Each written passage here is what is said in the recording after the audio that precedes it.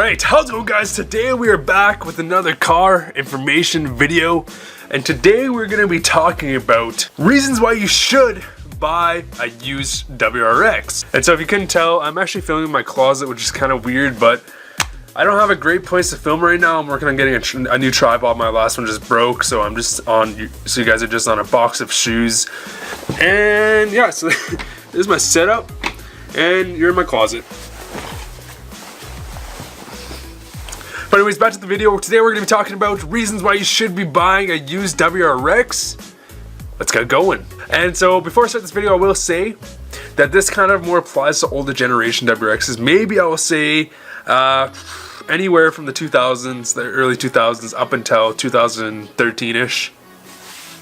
Because I will say this, if you are currently on the market to buy a used WRX, you are better off at the moment, at least depending on what market you're in, you know, where you live, but you are better off at the moment to purchase a WRX brand new than you are to buy one used on the market.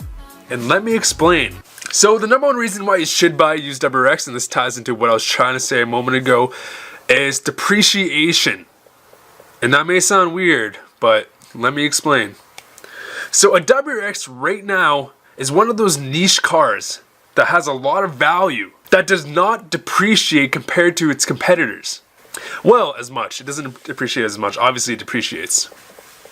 So surfing on the used market right now, if I were to go buy, you know, a 2018 WRX from Subaru, I'd be paying around, I don't know, $35,000. However, if I were to buy that exact same WRX, exact same trim, exact same year, with, you know, 20,000 kilometers on it, I'm only saving, you know, $2,000-$3,000, which is a lot to be, which is not a lot considering the price difference. So for newer generation WRXs, you might as well buy, you know, brand new.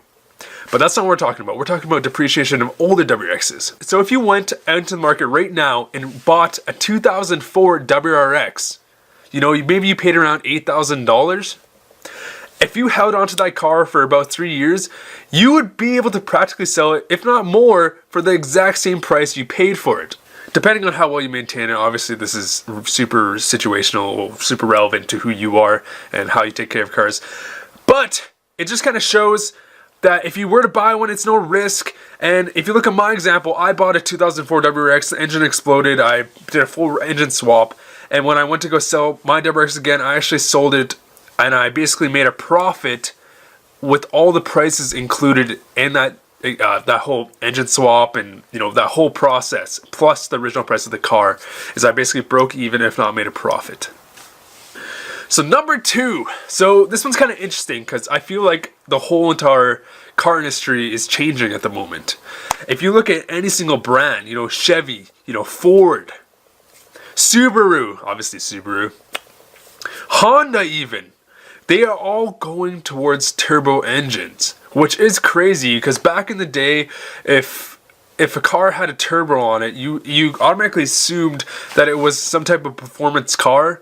But we're getting to the point in time where, you know, a turbo is used for economical reasons. For it's better, it's more fuel efficient, and they're kind of ironing out the reliability issues that turbos used to have. But the point I'm trying to make is that if you were on the market right now for a turbo performance car, look no further than a WRX, because a WRX is probably the best turbo performance car all-around platform you can buy at the moment. You know, in the same price range, there isn't that much at the moment, you know, especially for the older generations. What are you looking at like a Dodge Neon SRT 4? Like, just, there's other cars like that, but, you know, in my opinion, they don't meet the quality, you know, the standard that Subaru set for that generation. Obviously, there's the Evos, but they are way more expensive. For at the price point, you know, the turbo and the tunability factor for WRX is a great selling point, and there's a reason why you should buy a WRX. Because turbos are an awesome thing, and they are something that I feel like everybody should experience in their life. The third reason why you should buy a used WRX, well, this is more of a reason why you should buy a WRX, but is the all-wheel drive for winters. So this is obviously completely relevant to where you live, but I live in Canada, and when I had a WRX, You know, the all-wheel drive platform on Subaru was literally life-saving.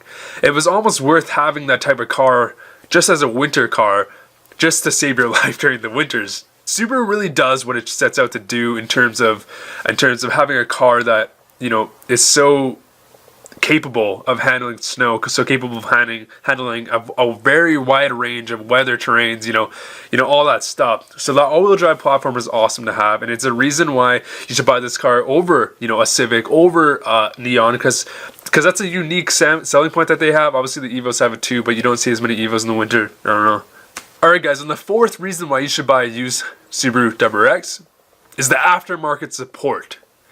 Especially in the older generations, there's so much parts out there, there's so much aftermarket support.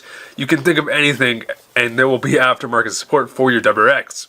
You know, the WRX is really one of those founding companies in North America that started this whole aftermarket industry, basically. And so you can really count on having that car and being able to, you know, customize your car to how you want it.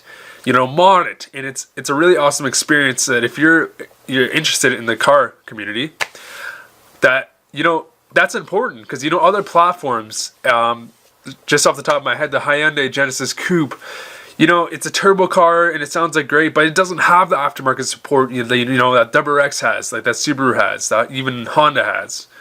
So aftermarket support is a big thing if you're planning on, you know, modding your car in the future. And the last reason why you should buy a used Subaru WRX, or just a WRX in general, is the community. So obviously there's the part of the community that is considered toxic. I don't know. And there obviously is toxic people in every community. And the Subaru community is really big. So obviously there's going to be lots of toxic people. And that doesn't mean that you're going to be toxic if you own a Subaru. But I don't know. It kind of goes hand in hand with the size of communities. And Subaru has a really big one. But what I mean by community is that even though there's that toxic side, that there's a lot of great people that are willing to help you on the forums, on YouTube, that are really willing to help you.